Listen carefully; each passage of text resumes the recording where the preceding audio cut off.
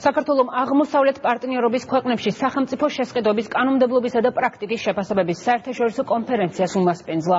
ღონისძიებაზე შესყიდვების თემაზე მომუშავე საერთაშორისო ექსპერტებმა სახელმწიფო და არასამთავრობო ორგანიზაციების წარმომადგენლებმა სახელმწიფო შესყიდვების კანონმდებლობასა და პრაქტიკაში არსებულ ხარვეზებსა და მათი მოგვარების გზებზე ისაუბრეს. კონფერენციაზე ასევე ახალი ვებგვერდის პრეზენტაცია გაიმართა, სადაც სახელმწიფო შესყიდვების კანონმდებლობის რეიტინგები, კვლევის შედეგები და რეკომენდაციები დაიდება.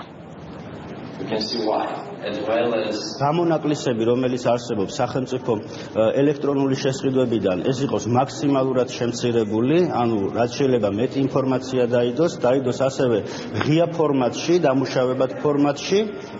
და ის უწყებები, რომელთა შესყიდვები ძალიან მცირე რაოდენობით არის, კერძოდ აქ არის საუბარი შინაგან საქმეთა სამინისტროზე, ანუ სარეზერვო ფონდებზე, მთავრობის, თავდაცვის სამინისტროზე მაქსიმალურად იყოს წარმოდგენილი სახელმწიფო შესყიდვების ელექტრონულ ვებგვერდზე. კონფერენციაზე წარმოდგენილი ვართ ჩვენი ახალი პროდუქტი, ბიუჯეტის მონიტორის პრეზენტაციით, რაც არის მნიშვნელოვანი ინსტრუმენტი საზოგადოებისათვის, რომ აკონტროლოს ბიუჯეტი, მათ შორის შესყიდვების ტენდენციები, აქედან გამომდინარე არის მნიშვნელოვანი ამ ტენდენციების გაზიარება კონფერენციაზე ჩვენი წვლილი, რაც გამოიხატა ამ ვებ პლატფორმისა და ტენდენციების მომზადებაზე, რაც შეეხება კონკრეტულად შესყიდვებში, კონკრეტულ ხარვეზებს თუ ტენდენციებს ამ მიმართულებით, როგორც ყოველწლიურად ეხლა მიმდინარეობს მომზადება სახელმწიფო ბიუჯეტის შესრულების შესახებ მოხსენები, სახელმწიფო აუდიტის სამსახურის ოფიციალური მოხსენება პარლამენტს წარადგინება 15 მაისს და შესაბამისად მომავალ კვირას უკვე გახდება ცნობილი კონკრეტული სისტემური მიმართულებები, ტენდენციები და მათ შორის